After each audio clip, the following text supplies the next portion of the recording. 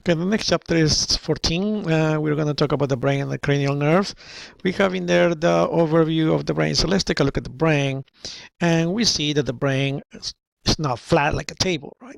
It has elevations and grooves. As you can see right here, this is an elevation. This is a groove, elevation, groove. Okay, the elevations are called gyras, and the grooves are called sulcus.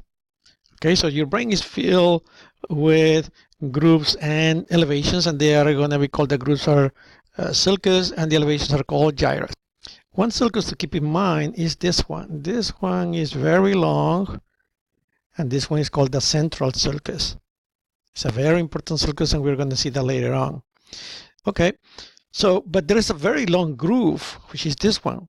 Right here, it goes straight down. This is called the longitudinal fissure, and the longitudinal fissure is going to divide your brain in two hemispheres. This is going to be the right hemisphere, and this other side is going to be the left hemisphere. Not only that, but the brain can also be divided in lobes. So if this is where your face is, this is going to be the frontal lobe. This is going to be the parietal lobe. This is going to be the occipital lobe around here, and down here is going to be the temporal lobe. Okay, the reason why I was telling you that central sulcus is important, because the central sulcus separates your frontal lobe from your parietal lobe, as you can see right here, parietal lobe and frontal lobe.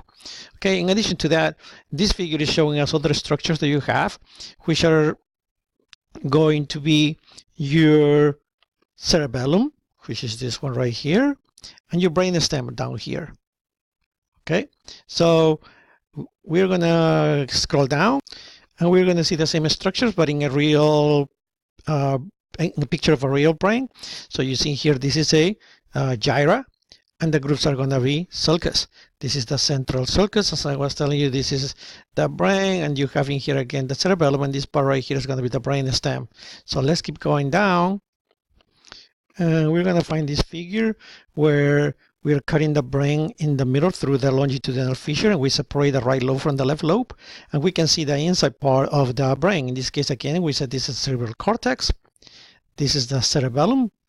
We mentioned that this is going to be the brain stem, and inside you have all this clear area right here, all this area right here. This is going to be the diencephalon. Not only that, they are showing you here there are some cavities. As you can see right here, there are some cavities. These are going to be called the ventricles. If we keep scrolling down, we have in here again a picture of a real brain where you have again cerebellum on the back. Front is going to be the brain stem. In the middle is going to be the diencephalon, and on top of all that is going to be the cerebral cortex. But right here you can clearly see the spaces that we have inside our brain. They are going to be called the ventricles. Inside these spaces we are going to have the cerebral spinal fluid. If we keep scrolling down, we are going to see that we have gray and white matter, and that's what we have in our cerebral cortex. Gray matter is provided by the body of the neurons, and white matter is the axon. Embryonic development, this is not an embryology class, so you can skip all that. I'm not going to ask you anything about embryonic development. Again, this is not a topic of anatomy, so you can skip all that, and that's about it for this part. The next topic is meninges, ventricles, cerebrospinal fluid, and blood supply.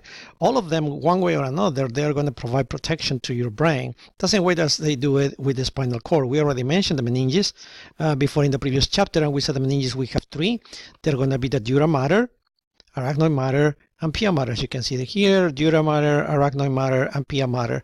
Pia mater is the one that is the closest to the brain. Arachnoid mater is in the middle, and the dura mater is the one that is closest to the skull. And they all are going to cover the brain, not only the brain, but also the spinal cord.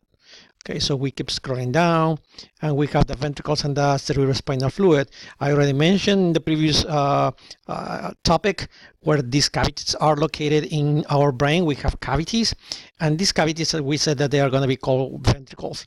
These ventricles are occupied by this blue fluid that we have in here. This blue fluid is the cerebrospinal fluid. It's called cerebrospinal fluid because, as you can see in here, it's not only in your brain, but also goes down here towards your spinal cord. Therefore, this is called the cerebrospinal fluid. We have different areas in here, different spaces. Spaces, as I said, they are going to be called ventricles. We have 1, 2. They are called lateral ventricles. This is going to be the third one. Therefore, this is called the third ventricle. And down here, you're going to have another one, and this is going to be called the fourth ventricle. Okay, the communication between the third and fourth ventricle is provided by the cerebral aqueduct. And very important to notice is at the level of the fourth ventricle, you have the lateral apertures. The lateral apertures will allow the fluid to come out and bathe the brain as well as the spinal cord on the outside. The median aperture is the one that takes or continues down through the central canal in order to take the fluid to the spinal cord. So you can see right here in this transverse cut, you can clearly see the spaces. These are going to be the ventricles, and inside there you have the cerebrospinal fluid. So if we keep scrolling down, we can see right here what happens with the cerebrospinal fluid. The cerebrospinal fluid is formed in the choroid plexus. Inside the choroid plexus, you're going to find the ependymal cells that are going to start producing the cerebrospinal fluid. They produce approximately 500 milliliters.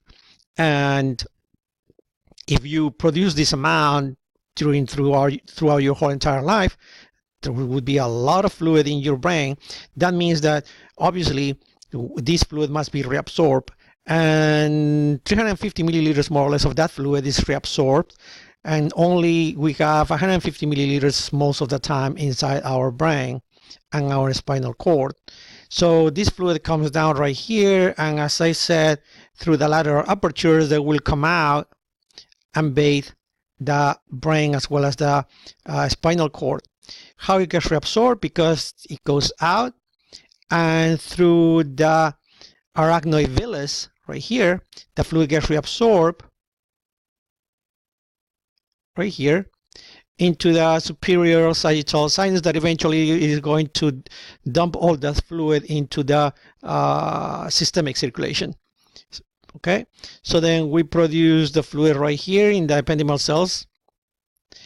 The fluid goes all the way inside your brain as well as your spinal cord, but it comes out through the lateral apertures, and through the lateral apertures it bathes on the outside of your spinal cord and your brain, and eventually gets reabsorbed at the level of the arachnoid villus.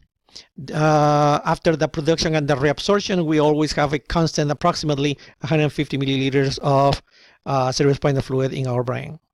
So this fluid basically provides several functions, such as, for example, we can see some sort of cushion, because if you get hit and your brain, and it's a very striking hit that you get, your brain can move and can hit the inside of your skull. Therefore, that doesn't happen because the cerebrospinal fluid is going to provide protection against that. Other functions, buoyancy. The cerebrospinal fluid allows the brain to not necessarily float, but to be suspended in the fluid, because if you don't have this fluid, then the bottom of the brain will rest on your skull, and then the neurons at the bottom of the brain will get damaged because of the weight of the brain. So that doesn't happen because, again, the fluid provides buoyancy. So we already talked about protection, chemical stability. Like any other cell, the brain has cells, and these cells are going to produce different chemicals, and these chemicals, they must be removed. For example, there's going to be hydrogen, and hydrogen changes pH, and obviously that's going to produce changes in pH, and that's a problem because the pH in your brain must be maintained. So the cerebrospinal fluid allows us to get rid of this waste, for example, that we get there. Blood supply and blood-brain barrier. This is a very important topic, as you guys can understand. The brain depends a lot on blood, right? If you don't get blood to your brain, you will pass out. So it's very important. However, yes, we need all this blood, but this blood may contain nutrients which are necessary, so it's important to provide nutrients to the brain, but also it may contain a lot of waste, right? It will contain bacteria, microorganisms that we don't want in our brain. So therefore, there's something called the blood-brain barrier, as you can see right here, blood-brain barrier. So the blood-brain barrier is provided by the walls of the blood vessel, as well as the extensions that we get from the astrocytes, and this allows only certain things to cross towards your brain, but some other things will not cross from your blood into your brain. So then what's the blood-brain barrier? It's just a barrier that stops a lot of substances and a lot of things to go from your blood into your brain. And this is important again because, for example, we don't want bacteria to go inside your brain. However, your brain must keep homeostasis of your body. Therefore, it must get information about the chemical composition, for example, of your blood and different areas in your body. So because of that, the blood-brain barrier, yes, it covers all your entire brain, but there are some areas in which it doesn't have protection or it doesn't have this blood-brain barrier, and those areas are the circumventricular organs. They need to be open so the brain can actually get in contact with the with the blood, so it can get an information regarding the composition of the blood, for example. Unfortunately, these areas, because they are open, they also allow certain microorganisms to get inside your brain this way, such as, for example, HIV. Also, a lot of times it's a good thing, but sometimes it's not so good, because if you need, for example, an antibiotic to get into your brain to treat an infection, the blood-brain barrier will stop this antibiotic from reaching your brain. Therefore, it's going to be very hard to treat the infection because of that reason. So it's a good thing, but in some circumstances, it is not. So very important, the blood-brain barrier provides protection to your brain, because it doesn't allow a lot of things to go inside your brain. And because of that, your brain, for example, doesn't get infections. Okay. Let's keep going, and that's about it.